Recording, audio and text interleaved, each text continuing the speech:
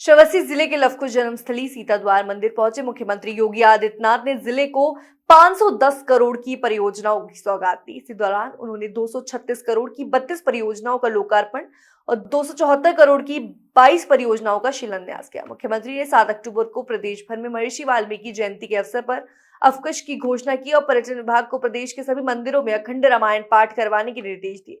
योगी आदित्यनाथ ने साफ कहा, यदि किसी ने महिलाओं और बच्चों के आगे रखकर हिंदू पर्वों पर व्याधन डाला तो उन्हें नहीं छोड़ा जाएगा और यदि छेड़छाड़ की गई तो कभी माफ नहीं मिलेगी। बरेली बवाल पर उन्होंने कहा, कुछ लोगों को शांति नहीं लगती और अच्छे हिंदू पर्वों पर उन्हें गर्मी लगती है। ऐसे लोगों को डेंटिंग पेंटिंग का सहारा लेना पड़ता है। उन्होंने कहा कि जहां इस्लाम में बुत परस्ती का विरोध होता है, वहीं कुछ लोग आई लव मोहम्मद के नाम पर तोड़फोड़ कर रहे हैं। शारदीय नवरात्र के दौरान व्यवस्था फैलाने की कोशिश की जा रही है, लेकिन ये नहीं जानते कि माँ भगवती नवरात्र में चंड मुंड का नाश करती हैं।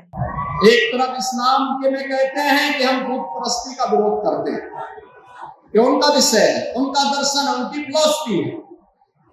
हम तो मूर्ति पूजक हैं, हम मूर्ति पूजक हैं, भगवान की उपासना करते हैं। साकार ब्रह्म का भी और निराकार ब्रह्म की उपासना सनातन धर्म की इसकी इजाजत देता है।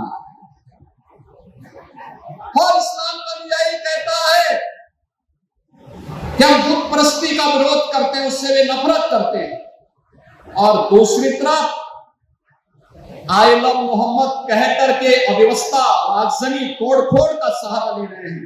उन्हें मालूम है इस शारदीय नवरात्रि है, विजयादशमी का पर्व है, और शारदीय नवरात्रि को अगर अव्यवस्था पैदा करोगे, चंड मुंड बनकर के कार्य करोगे तो मां भगवती कभी बर्दाश्त नहीं करने वाली। लेकिन पर्व और त्योहारों में व्यवधान, पर्व और त्योहारों के समय माहौल खराब करना ये स्वीकार्य नहीं।